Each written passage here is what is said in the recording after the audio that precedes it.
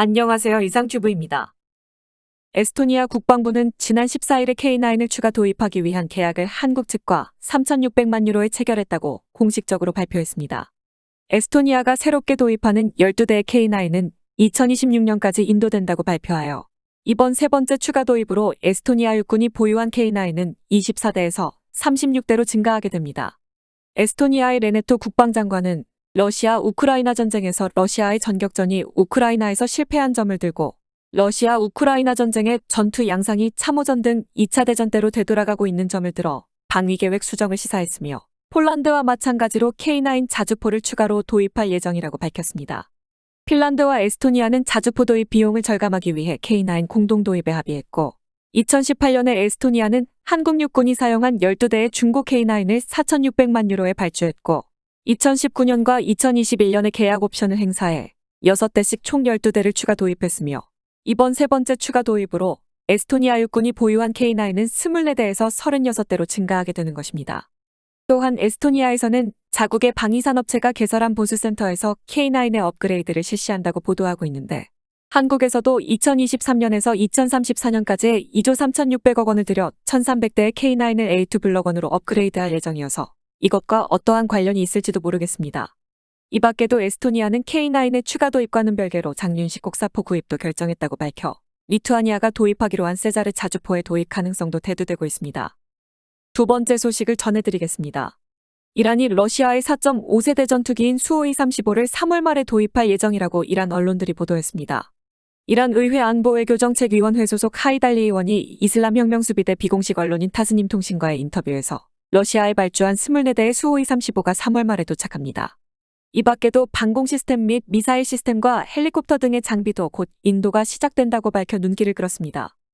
일부 외신은 이란이 러시아에 무인기를 포함한 무기를 제공한 대가가 아닌가라고 추측하고 있으나 미국으로 망명한 이란 언론인들은 2022년 1월에 러시아와 이란이 안전보장협정에 서명했고 이란은 러시아로부터 수호이 35 24대와 S-400투기, 군사위성과 미그-29 및 수호이 24의 수명 연장과 유지보수를 포함하여 100억 달러 규모의 무기를 도입할 것이라고 말했습니다.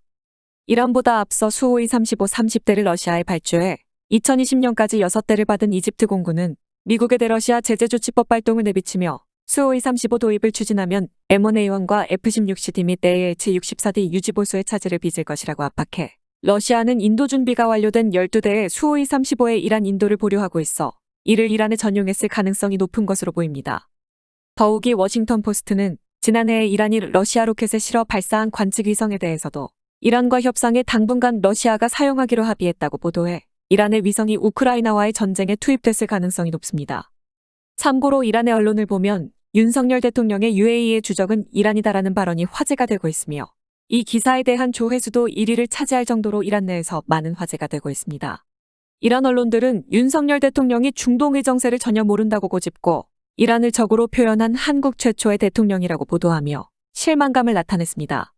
개인적으로도 윤석열 대통령의 발언을 듣고 제 귀를 의심할 정도로 일국 지도자의 발언이라고 생각되지 않았습니다.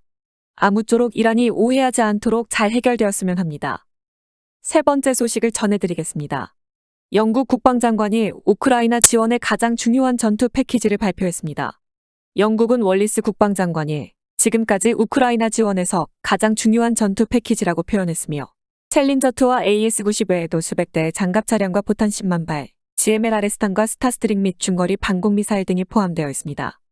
월리스 영국 국방장관은 지난 16일에 지금까지 우크라이나 지원에서 가장 중요한 전투 패키지라고 표현하는 내용을 발표하고 챌린저2와 AS-90 및 AFV와 MRAP 등 수백 대의 장갑 차량과 2,800만 파운드 상당의 지뢰밭 돌파 및 가교 능력을 포함한 작전 지원, 2,000만 파운드 상당의 포병전 지원용 무인기와 10만 발의 포탄 및 GMLRS탄과 스타스트릭, 중거리 방공미사일 등 수백 개의 고성능 미사일과 그리고 우크라이나군이 보유한 전차와 보병 전투차 등 100여 대 분량을 개조하는 부품이 포함되어 있지만 이 발표에는 매우 흥미로운 언급이 많습니다.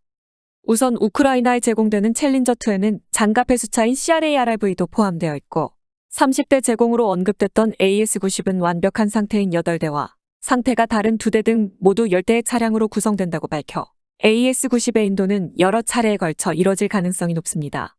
또한 수백 대 장갑차에는 FV430 시리즈 마크3 불독이 포함되어 있지만 다른 차량에 대해서는 자세한 내용이 밝혀지지 않았으며 월리스 국방장관이 언급한 중거리 방공미사일은 나삼스용 AIM-121 가능성이 높습니다. 이어 월리스 국방장관은 챌린저3로 업그레이드할 전차 수를 재검토해 우크라이나에서의 교훈을 바탕으로 대규모 주력 전차 필요 여부를 재검토하겠다고 언급했습니다.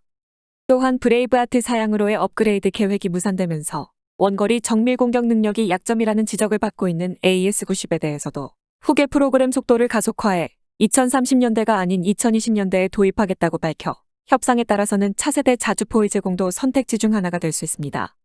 즉 영국의 아처와 프랑스 세자르, 독일 RCH-155와 한국의 K9A2가 경합할 것으로 예상되는 영국의 차세대 자주포 프로그램의 스케줄을 앞당기고 도입 시간을 단축하기 위해 영국을 위한 맞춤 사양이 아니라 오리지널 사양을 도입해도 좋다라는 의미일 것입니다.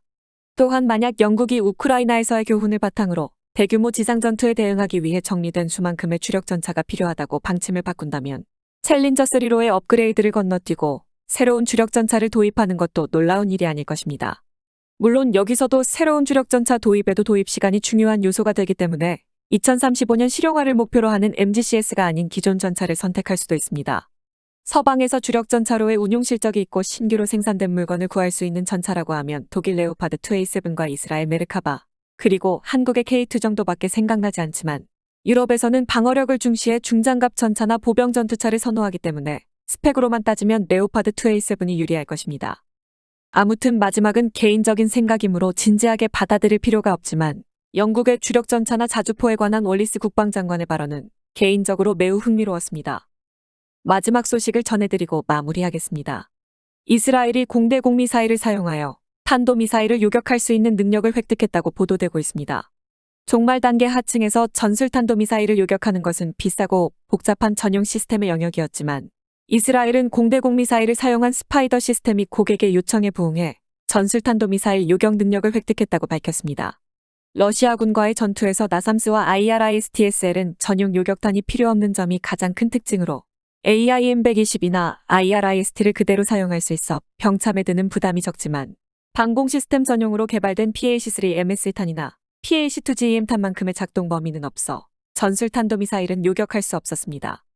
해외 시장에서 인기가 높은 이스라엘 라파엘이 개발한 스파이더도 파이썬5와 더비를 사용하는 방공 시스템이지만 라파엘은 여러 고객의 긴급 요청에 응해 전술탄도미사일을 요격하기 위한 업그레이드가 이뤄졌다고 밝혔습니다. 이 새로운 기능은 본체 시스템뿐만 아니라 더비에 대한 하드웨어와 소프트웨어에 대한 업그레이드로 라파엘은 스파이더의 업그레이드에 대해 최근 분쟁에서 전술탄도미사일의 광범위한 사용에서 배운 교훈을 연구 후 분석한 성과라고 말했습니다.